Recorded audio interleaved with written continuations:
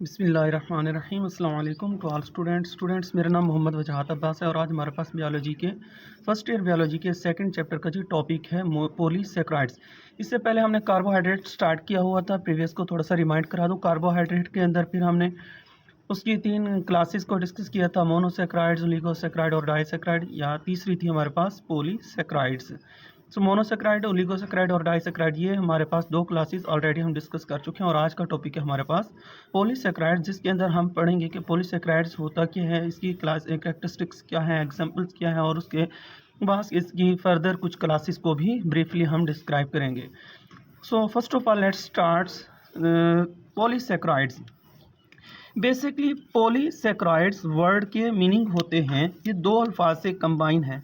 Poly के मानी होते हैं, poly means many and saccharides mean sugar. Greek word सेक्रोन से निकला, हमने कार्बोहाइड्रेट के अंदर पढ़ा था कि ये कार्बोहाइड्रेट को सेकेराइड्स भी कहते हैं, क्योंकि सेकेराइड्स का वर्ड ग्रीक वर्ड सेक्रोन से निकला और सेक्रोन के मानी होते हैं शुगर, तो इसलिए हाथ से सेकेराइड्स के मानी हुए शुगर। ऐसे कार्बोहाइड्रेट जिनमें बहुत सारे यानी मैनी शुगर, जिनमें बहुत सारे शुगर मॉलिक्यूल्स हों, मल्टीपल, 2-3 भी नहीं, यानी बहुत सारे शुगर मॉलिक्यूल 20, 30, 40 इस तरह से हों, इससे भी ज़्यादा हो सकते हैं, तो वो कहलाते हैं जी पॉलीसेकेराइड्स कहलाते हैं। पॉलीसेकेराइड्स की कैरेक्टरिस्टिक्स क्या हैं, वन बाय वन हम इनको डिस्कस करते हैं। फर्स्ट ऑफ ऑल, ये कॉम्प्लेक्स सब्सटेंसेस होते हैं।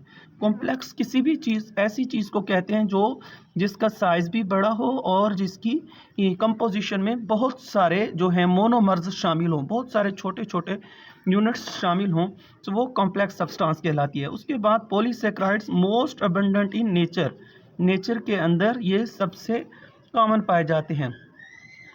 उसके बाद यूजली दे आर ब्रांच्ड, और ये हमारे पास यूजली अमूमन जो होते हैं ये ब्रांच्ड होते हैं। इसकी वैसे बेसिकली पॉलीसेकेराइड्स ये ब्रांच भी हो सकते हैं, अनब्रांच्ड भी हो सकते हैं, लेकिन जो इसकी ज़्यादा कॉमन टाइप है वो ब्रांच है, यानी ज़्यादातर ये जो कॉमन शेप में पाए जाते हैं अमूमन हमारे इर्द गिर्द, जो वो ब्रांच्ड फॉर्म में होते हैं। उसके बाद आगे इसकी फर्दर क्लासेस में हम डिस्कस करेंगे इसी ब्रांच और अनब्रांच वाली बात को। दे आर टेस्टलेस, ये टेस्टलेस होते जाते हैं, ये टेस्टलेस होते हैं यानी बेजायका होते हैं, इनका कोई जायका नहीं होता। यहाँ पर हमारे पास एक और पॉइंट है कि मोनोसेकेराइड्स, जब हमने बात की थी मोनोसेकेराइड की, हमने कहा था ये होते हैं स्वीट इन टेस्ट, स्वीट होते हैं। जबकि सिमिलरली डाइसेकेराइड या ओलिगोसेकेराइड्स की हमने बात की थी, तो उसका हमने कहा था ओलिगोसेकेराइड या डाइसेकेराइड, हमने कहा था लेस स्वीट, ये लेस स्वीट होते हैं। यानी जब मोनोसेकेराइड कंबाइन हुए तो लेस स्वीट हो गए, यानी कंबाइन होकर जब ओलिगोसेकेराइड बनाया तो उनकी मिठास कम हो गई। अब है पॉलीसेकेराइड्स, पॉलीसेकेराइड की मिठास कम क्या हुई, खुद ख़त्म ही हो गई, तो यानी टेस्टलेस हो गए। जो थोड़ा बहुत स्वीट टेस्ट था ओलिगो में, उनके कंबाइन होने के बाद वो ही भी जाता रहा, यानी मोनोसेकेराइड्स मीठे थे, कंबाइन हुए तो उनका स्वीटनेस कम हो गई। जब फिर ओलिगोसेकेराइड्स कंबाइन हुए तो वही कम स्वीटनेस भी जाती रही। कैसे, इसकी क्या वजह देखें। मोनोसेकेराइड्स हमारे पास सिंपल शुगर थे और वो इजीली सोलुबल इन वाटर होते हैं, पानी में जल्दी सोल्व हो जाने की वजह से उनका हमें जायका फील हो जाता था। जबकि ओलिगोसेकेराइड्स बानिस्बत मोनोसेकेराइड के मोर स्टेबल हैं ये, क्योंकि मोनोसेकेराइड्स के दरमियान जब ग्लाइकोसाइडिक बॉन्ड जब आ जाता है तो वो उनकी स्टेबिलिटी को इंक्रीज़ कर देता है। इस वजह से oligosaccharide as compare to monosaccharide less soluble in water थे। जब सोलुबल यानी पूरी तरह से पानी में हल ही नहीं होंगे, हमें उनका टेस्ट फील कैसे होगा पूरी तरह से ठीक तरीके से। जब भी कोई चीज़ पानी में अच्छे से हल हो जाए तब हमें उसका जायका पता लगता है कि इसका जायका कैसा है ठीक तरह से। उसके बाद पॉलीसेकेराइड्स जो हैं ये टेस्टलेस इस वजह से हैं क्योंकि ओलिगोसेकेराइड्स, बहुत सारे ओलिगोसेकेराइड, यानी हमारे पास जो हमने पढ़ा था मोनोसेकेराइड 2 से 10 मिले तो ओलिगोसेकेराइड, यानी कम से कम 2 और ज़्यादा से ज़्यादा 10 तक जो आती है वो ओलिगोसेकेराइड रहते हैं। लेकिन अगर इससे ज़्यादा हो जाएं तो फिर वो पॉलीसेकेराइड की कैटेगरी में आते हैं और इसमें बहुत सारे ग्लाइकोसाइडिक बॉन्ड आ जाते हैं और ये मोर स्टेबल होता है देन ओलिगोसेकेराइड। ओलिगोसेकेराइड ज़्यादा स्टेबल था मोनो से, और ओलिगो से ज़्यादा स्टेबल होते हैं पॉलीसेकेराइड्स। इनकी बहुत ज़्यादा स्टेबिलिटी होने की वजह से ये इनसोलुबल इन वाटर होते हैं, मोस्टली ये इनसोलुबल इन वाटर होते हैं। अगर हो भी सही पानी में बहुत मुश्किल से होते हैं, कई केमिकल प्रोसेसेस के बाद जाकर ये पानी में हल पजीर होते हैं और उसके बाद हम बता सकते हैं कि इनका जायका कैसा होता है। तो जब ये हल ही नहीं होते पानी में मोस्टली ज़्यादातर, तो इस वजह से हम इसको कह रहे हैं कि ये टेस्टलेस है। बताए पानी में हल हो जाते हैं लेकिन बहुत कम हल होते हैं, इतनी आसानी से ये हल नहीं होते, ये स्पेरिंगली सोलुबल इन वाटर होते हैं। On hydrolysis yield several monosaccharide, यानी जब इनकी हाइड्रोलाइसिस की जाती है तो ये बहुत सारे मोनोसेक्राइड यूनिट्स पैदा करते हैं। इनका हाई मोलिकुलर वेट होता है। हाई मोलिकुलर वेट से मुराद ये मैक्रो मोलिक्यूल्स होते हैं। पॉलीसेक्राइड जो होते हैं ये मैक्रो मोलिक्यूल्स होते हैं, यानी ज़्यादा मोलिकुलर वेट वाले मैक्रो मोलिक्यूल्स। उसके बाद स्पेरिंगली सोलुबल इन वाटर, जैसे कि ऊपर ऑलरेडी डिस्कस कराए हैं कि बामुश्किल ये पानी में हल होते हैं, बहुत मुश्किल से। पहले तो होते नहीं हैं ये इनमें से मोस्टली ऐसे हैं, मेजॉरिटी इनकी ऐसी है जो पानी में हल नहीं होती, इनसोलुबल हैं। कोई यूँ कह लें कि 50 में से कोई 1-2 होंगे जो हल हो जाते हैं, मोस्टली मेजॉरिटी इनकी पानी में हल नहीं होती। इस वजह से हमने क्या कि ये स्पेरिंगली सोलुबल, बहुत कम हल होते हैं पानी में। इनकी एग्जाम्पल हैं जी, स्टार्च हो गया, glycogen, cellulose, dextrin, agar, pectin and chitin. Chitin fungi की सेल वॉल का मेन कंपोनेंट है। इसी तरह से सेलुलोज प्लांट्स की सेल वॉल का मेन कंपोनेंट है। ये चीज़ पैक्टिन हमारे पास प्रोक्रियोटिक सेल वॉल का मेन कंपोनेंट होता है। इसी तरह से दीगर भी हमारे पास बहुत सारे ऑर्गेनिजम्स हैं जिनका ये कंपोनेंट्स में आते हैं, मेन कंपोनेंट। ये हमारे पास एग्जांपल है। इनको पॉलीसेक्राइड हमने इसलिए कहा कि ये सब हाई मोलिकुलर वेट सब्सटेंसेस हैं।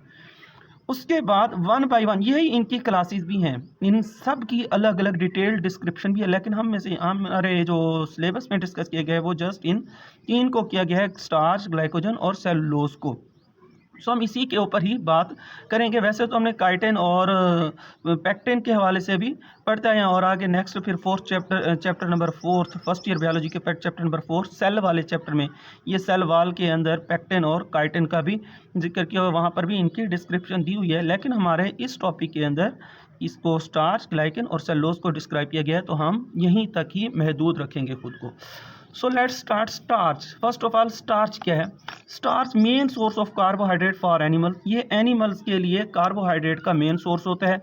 उसके बाद क्योंकि ये पॉलीसेक्राइड है, इसलिए जब इसकी हाइड्रोलाइसिस करते हैं तो ये बहुत सारे ग्लूकोज मॉलिक्यूल यील्ड करता है। उसके बाद में भी स्ट्रेट चेन और ब्रांच्ड चेन, यानी स्टार्च भी ग्लूकोज मॉलिक्यूल का बना हुआ होता है बहुत सारे, और ये ग्लूकोज मॉलिक्यूल्स स्टार्च के अंदर स्ट्रेट चेन में भी अरेंज्ड हो सकते हैं और ब्रांच्ड चेन के अंदर भी अरेंज्ड हो सकते हैं, यानी स्ट्रेट चेन में भी जुड़े हुए हो सकते हैं और ब्रांच चेन की सूरत में भी जुड़े हुए हो सकते हैं। और इसी स्ट्रेट और ब्रांच्ड चेन के लिहाज से आगे फिर इनकी फर्दर 2 टाइप्स होती हैं, अमाइलोज स्टार्च और अमाइलोपेक्टिन स्टार्च, जो कि हम आगे डिस्कस करेंगे। उसके बाद है इनका लेबॉर्ट्री टेस्ट, LB टेस्ट, इनका लेबॉर्ट्री टेस्ट स्टार्च का क्या है कि ये ब्लू कलर देता है विद आयोडीन, आयोडीन के साथ ब्लू कलर देता है। ये बहुत इंपॉर्टेंट MCQs है MD कैट के हवाले से भी, और नॉर्मली बोर्ड एग्जाम्स में भी आया पड़ा होता है और ये रिपीटेड है। उसके बाद स्टार्च के टाइप्स, जो कि हमने ऑलरेडी यहाँ पे ऊपर डिस्कस की है 3rd पॉइंट में, कि स्टार्च की 2 टाइप्स होती हैं, फर्स्ट अमाइलोज स्टार्च और दूसरी होती है अमाइलोपेक्टिन। अमाइलोज स्टार्च के अंदर अनब्रांच्ड चेन्स ऑफ ग्लूकोज, तो इसके अंदर ग्लूकोज मॉलिक्यूल की अनब्रांच्ड चेन्स होती हैं, यानी स्ट्रेट चेन्स होती हैं। इसके अंदर ग्लूकोज मॉलिक्यूल स्ट्रेट चेन्स में होते हैं। इस तरह से देखें, ये हमारे पास क्योंकि ग्लूकोज जो होता है हमारे पास ये 6 कॉर्नर्ड रिंग स्ट्रक्चर, इस तरह से देखें, बहुत सारे ग्लूकोज मॉलिक्यूल स्ट्रेट चेन में आपस में जुड़े हुए होते हैं। ये जो है हमारे पास अमाइलोज स्टार्च है, अमाइलोज स्टार्च, जिसके अंदर ग्लूकोज मॉलिक्यूल जो होते हैं वो अनब्रांच्ड चेन, यानी इसके अंदर कोई ब्रांच्ड नहीं होती, किसी किस्म की कोई ब्रांच नहीं होती, इसी तरह स्ट्रेट फॉर्म में होते हैं, स्ट्रेट चेन होती है इनकी। उसके बाद वो कहता है कि ये सोलुबल होते हैं इन हॉट और कोल्ड वाटर, तो ये हॉट या कोल्ड वाटर के अंदर हल हो जाते हैं। इसके अंदर इतना ही है, 2 टाइप्स, और 3rd पॉइंट हमारे पास ये फिगर का है, तीसरा पॉइंट हमारे पास ये फिगर का है। अगर कंपैरिजन में आ जाए, अमूमन आ भी जाता है difference between amylose and amylopectin starch, तो ये 3 पॉइंट लिखे हैं। First unbranched chain of glucose होती है इनके अंदर, उसके बाद दूसरा पॉइंट है ये सोलुबल इन हॉट और कोल्ड वाटर, और 3rd पॉइंट हमारे पास ये इनकी डायग्राम है। उसके बाद हमारा नेक्स्ट पॉइंट है जी अमाइलोपेक्टिन स्टार्च। अमाइलोपेक्टिन स्टार्च के अमाइलोपेक्टिन क्या होता है? अमाइलोज का तो हमने पढ़ा है कि वो अनब्रांच्ड होते हैं और उसके बाद सोलुबल इन हॉट और कोल्ड वाटर, जबकि अमाइलोपेक्टिन स्टार्च टोटली प्रीवियस का अमाइलोज का उलट है। वो अनब्रांच्ड चेन ऑफ ग्लूकोज होते हैं, जबकि ये हमारे पास ब्रांच्ड चेन्स होती हैं किसकी? ग्लूकोज की, ऑफ ग्लूकोज की ये ब्रांच्ड चेन होती हैं। उसके बाद ये इनसोलुबल इन हॉट और कोल्ड वाटर, हॉट या कोल्ड वाटर में ये इनसोलुबल होती हैं, जबकि अमाइलो स्टार्च सोलुबल होती थी। अमाइलोपेक्टिन स्टार्च अमाइलो स्टार्च की तरह सोलुबल नहीं होती, ये इनसोलुबल होती हैं हॉट और कोल्ड वाटर में। अच्छा, तीसरा पॉइंट है हमारे पास इसकी फिग डायाग्राम। वो कैसे कि ये ब्रांच्ड चेन इस तरह से देखें, ये ग्लूकोज के मॉलिक्यूल ये अरेंज्ड होते हैं इस तरह। बहुत सारे ग्लूकोज मॉलिक्यूल, किसी एक ग्लूकोज मॉलिक्यूल से या एक से ज़्यादा से ये ब्रांच निकल सकती है, कोई शाख निकल सकती है, जिस तरह से कि यूँ समझ लें कि पौधों की शाखों में से शाखें निकलती जाती हैं। तो यहाँ से हमारे पास कोई निकल सकती है, इधर से भी निकल सकती है। तो जहाँ से भी निकाल लें आप कोई एक ब्रांच, जहाँ से भी आप निकाल लें। तो देखें यहाँ पे मैंने निकाली है इस तरह। तो ये हमारे पास है जी अमाइलोपेक्टिन स्टार्च। ये इस तरह से होता है, इधर से भी निकल सकती है, इधर से भी निकल सकती है, जहाँ से भी निकाल लें, जहाँ से भी निकालें इसकी ये इस तरह से ब्रांच्ड फॉर्म में होती है अमाइलोपेक्टिन स्टार्च। जबकि अमाइलोज स्टार्च में इस किस्म की कोई ब्रांचेस नहीं होती, बल्कि ये अमाइलोज स्टार्च इस तरह स्ट्रेट फॉर्म में होती है। उसके बाद यहाँ तक हमारे पास स्टार्च का टॉपिक कंप्लीट हुआ। अब है हमारे पास ग्लाइकोजन। ग्लाइकोजन क्या होता है? ग्लाइकोजन का दूसरा नाम एनिमल स्टार्च भी है, इसको एनिमल स्टार्च भी कहते हैं। ये मोस्ट इंपॉर्टेंट पॉइंट है, विच वन एमसीक्यूज अक्सर वो पूछ लेता है कि which one of the following is also called as animal starch, कि कौन सा स्टार्च जो है जिसको एनिमल स्टार्च भी कहते हैं। तो वो हमारे पास ग्लाइकोजन होता है और जिसको एनिमल स्टार्च भी कहा जाता है। ये chief form of carbohydrate stored in animal body के अंदर जो एनिमल्स होते हैं, प्लांट्स की बात नहीं हो रही, एनिमल्स की बॉडी में सबसे ज़्यादा जो कार्बोहाइड्रेट स्टोर्ड होता है वो हमारे पास ग्लाइकोजन होता है। उसके बाद found in all animal cells, और ये सिर्फ किसी एक एनिमल तक महदूद नहीं है, बल्कि तमाम एनिमल्स की बॉडी में ये ग्लाइकोजन ज़्यादा पाया जाता है, सब में ये पाया जाता है। Abundantly found in liver and muscle cells, और एनिमल सेल्स के अंदर यानी एनिमल्स के अंदर जो हमारी बॉडी में जो सेल्स होते हैं उन सेल्स में सबसे ज़्यादा, हमारी एनिमल सेल्स में तो वैसे ही ये ज़्यादा होता है, लेकिन उनमें भी फिर ये लीवर सेल्स और मसल सेल्स के अंदर सबसे ज़्यादा पाया जाता है। एनिमल सेल्स यानी ये as compare to plant cells and other cells, it is most abundantly found in animal cells, and among animal cell it is most abundant in liver cell and muscle cells, और animal sales में भी फिर ये liver और muscles में बकसरत पाया जाता है।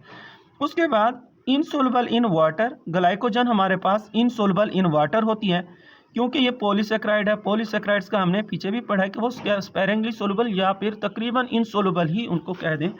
तो हमारे पास जो स्टार्च का पढ़ा था उसकी दो पॉसिबिलिटी थी, अगर वो स्टार्च अमाइलोज होगा तो फिर वो हॉट और कोल्ड वाटर में सोलुबल होगा, अलबत्ता अमाइलोपेक्टिन स्टार्च सोलुबल नहीं होता, इनसोलुबल होता है। सो हमारे पास ग्लाइकोजन जो है ये इनसोलुबल इन वाटर होता है। उसके बाद बाकी करैक्टरिस्टिक्स इसकी वही हैं जो तकरीबन हम पीछे पॉलीसेक्राइड की पढ़ते आए हैं, कि ये हमारे पास बहुत सारे ग्लूकोज मॉलिक्यूल यील्ड करते हैं जब हम इसकी हाइड्रोलाइसिस करते हैं, यानी जब ग्लाइकोजन की वाटर की प्रेजेंस में ब्रेक डाउन करेंगे तो ये बहुत सारे ग्लूकोज मॉलिक्यूल ब्रेक डाउन करता है, क्योंकि ये ग्लूकोज का बना हुआ होता है। उसके बाद इसका लास्ट पॉइंट है इसका लेबॉर्ट्री टेस्ट, एलबी टेस्ट के लेबॉर्ट्री टेस्ट इसका क्या स्टार्च का याद रहे, लेबॉर्ट्री टेस्ट अच्छे से याद कर लें। लेबॉर्ट्री टेस्ट बारहा पूछ लेता है और इधर बंदा कंफ्यूज भी हो जाता है। अगर आपको लेबॉर्ट्री टेस्ट याद है तो आपको फिर इनका डिफ्रेंशिएट करना मुश्किल नहीं होगा। तो ये हमारे पास, जबकि स्टार्च जो था वो ब्लू कलर देता था आयोडीन के साथ, जबकि ये रेड कलर देता है, ग्लाइकोजन रेड कलर देता है विद आयोडीन। उसके बाद हमारे पास लास्ट पॉइंट है जी सेलुलोज। तो सेलुलोज क्या करता है, उसके बाद है जी हमारे पास टॉपिक सेलुलोज। सेलुलोज क्या है, ये हमारे पास अबंडेंट इन नेचर, ये नेचर में सबसे ज़्यादा पाया जाने वाला। याद रहे ग्लाइकोजन में हमने पढ़ा था कि ये एनिमल बॉडी में सबसे ज़्यादा पाया जाता है, इसकी आगे फिर कंडीशन आ गई थी, उसने शर्त बता दी थी, एक लिमिट बता दी थी, सिर्फ नेचुरली नहीं यानी तमाम जितने भी लिविंग ऑर्गेनिज्म सब में ये अबंडेंटली नहीं, बल्कि एनिमल्स की बॉडी के ये चीफ फॉर्म कार्बोहाइड्रेट्स है, यानी एनिमल बॉडी में सबसे ज़्यादा अमाउंट में ग्लाइकोजन स्टोर्ड होता है। जबकि नेचुरली अगर टोटल फितरत में देख लें तो फितरत में यानी नेचर में जो है वो अबंडेंट हमारे पास जो है वो सेलुलोज है, ये सबसे ज़्यादा पाया जाता है नेचर में, और इसकी प्योर फॉर्म कॉटन है। ये बहुत इंपॉर्टेंट एमसीक्यूज है, ये भी पेपर में बारहा पूछ लेता है कि कॉटन किसकी प्योर फॉर्म है, ये सेलुलोज की है, या यूँ भी पूछ लेता है कि सेलुलोज की प्योर फॉर्म क्या है, कॉटन दे देगा। इसी तरह से आपको दो तीन और एमसीक्यूज भी दे देगा। सो कॉटन जो होगा हमारे पास राइट आंसर होगा। उसके बाद ये मेन कॉन्स्टिट्यूएंट या कंपोनेंट होता है ऑफ प्लांट सेल वॉल, क्योंकि हमने पढ़ा है ऑलरेडी कि प्लांट सेल वॉल सेलुलोज की बनी हुई होती है। सो सेलुलोज उसका इसीलिए मेन कंपोनेंट होता है। हाईली इनसोल्युबल इन वाटर, ये पानी में बिल्कुल भी हल नहीं होता, ये पानी के अंदर बिल्कुल भी हल, क्योंकि स्टार्च के अंदर हमने पढ़ा था कि उसकी दो टाइप से पानी में हल हो भी जाता है, नहीं भी होगा। अगर होगा वो हमारे पास यानी अनब्रांच्ड फॉर्म में होगा, स्ट्रेट फॉर्म में होगा, जो कि हमने अमाइलोज स्टार्च पढ़ा था, तो फिर तो वो हल हो जाएगा हॉट कोल्ड वाटर। अगर ब्रांच्ड फॉर्म में है, जो कि अमाइलोपेक्टिन पढ़ा था, फिर हल नहीं होगा। सिमिलरली ग्लाइकोजन भी हल नहीं होता, और सेलुलोज तो बिल्कुल हल नहीं होता पानी के अंदर। उसके बाद ये पॉइंट बिल्कुल सब में कॉमन है कि जब इसकी हाइड्रोलाइसिस करते हैं सेलुलोज की, तो बहुत सारे ग्लूकोज मॉलिक्यूल पैदा करते हैं। तीसरी बात ये है, ये इनडाइजेस्टेड इन एनिमल्स, यानी ये जो हमारे पास हर्बीवोर्स होते हैं, जो घास वगैरह खाने वाले जानवर होते हैं, उनमें तो उनके अंदर उनकी बॉडी में ये हल नहीं होता सेलुलोज। उसकी एक वजह है क्योंकि उनकी बॉडी में इसको डाइजेस्ट करने के लिए, सेलुलोज को डाइजेस्ट करने के लिए सेलुलेज इंजाइम्स दरकार होते हैं। सेलुलोज को डाइजेस्ट करने के लिए सेलुलेज इंजाइम दरकार होते हैं, जो कि माइक्रो ऑर्गेनिजम्स यानी बैक्टीरिया और यीस्ट वगैरह सीक्रेट करते हैं। और माइक्रो ऑर्गेनिज्म बैक्टीरिया और यीस्ट हर्बीवोर्स की बॉडी में, उनके स्टमक में नहीं होते। जब वो होते ही नहीं है तो वो इनको सीक्रेट कैसे करेंगे? जब इंजाइम सेलुलेज सीक्रेट ही नहीं होगा तो सेलुलोज को डाइजेस्ट कौन करेगा? इसलिए ये एनिमल यानी हर्बीवोर्स की बॉडी में ये डाइजेस्ट नहीं होते। Not digested in herbivores because of micro organisms, micro organisms की वजह से। क्यों? क्योंकि माइक्रो ऑर्गेनिज्म ने तो सेलुलेज इंजाइम्स रिलीज करने हैं, सेलुलेज इंजाइम सीक्रेट करने हैं। जब माइक्रो ऑर्गेनिज्म ही नहीं होंगे तो सेलुलेज इंजाइम कौन सीक्रेट करेगा? Because of micro organisms in their digestive tract, digestive tract से मुराद स्टमक या लार्ज इंटेस्टाइन, स्मॉल इंटेस्टाइन वगैरह वगैरह, ये जो चीज़ें भी उसके साथ रिलेटेड होती हैं। उसके बाद बैक्टीरिया और स्टमक, मिसाल दे रहा है, बैक्टीरिया और स्टमक ये माइक्रो ऑर्गेनिजम्स होते हैं जो एंजाइम सेलुलेज सीक्रेट करते हैं। These micro organism secret an enzyme called cellulase for its digestion. किसकी डाइजेशन की बात हो रही है? सेलुलोज की। सो सेलुलोज की डाइजेशन के लिए एंजाइम सेलुलेज कौन? बैक्टीरिया और यीस्ट सीक्रेट करते हैं। और ये बैक्टीरिया और यीस्ट ये दोनों माइक्रो ऑर्गेनिजम्स हर्बीवोर्स के डाइजेस्टिव ट्रैक्ट में नहीं होते। इस वजह से हर्बीवोर्स सेलुलोज को डाइजेस्ट नहीं कर सकते। और आखिरी इसका पॉइंट है जी हमारे पास इसका लेबोरेटरी टेस्ट, जो कि बहुत इंपॉर्टेंट है। स्टार्च का हमने पढ़ा था कि वो ब्लू कलर देता है विद आयोडीन, ग्लाइकोजन का पढ़ा था कि ये रेड कलर देता है विद आयोडीन, जबकि हमारे पास जो सेलुलोज है, सेलुलोज ये नो कलर विद आयोडीन, ये कोई रंग नहीं देता। आयोडीन के साथ ये कलरलेस होता है, कोई कलर नहीं देता जब हम इसका आयोडीन के साथ टेस्ट कराते हैं। सो आज के लेक्चर के लिए इतना ही है। अगर हमारी वीडियो आपको समझ आई है, अच्छी लगी है, सो हमारी वीडियो को लाइक करें और चैनल को सब्सक्राइब करना बिल्कुल भी ना भूलें। इंशाल्लाह मिलेंगे नेक्स्ट वीडियो के साथ, तब तक के लिए अल्लाह हाफिज़, शुक्रिया।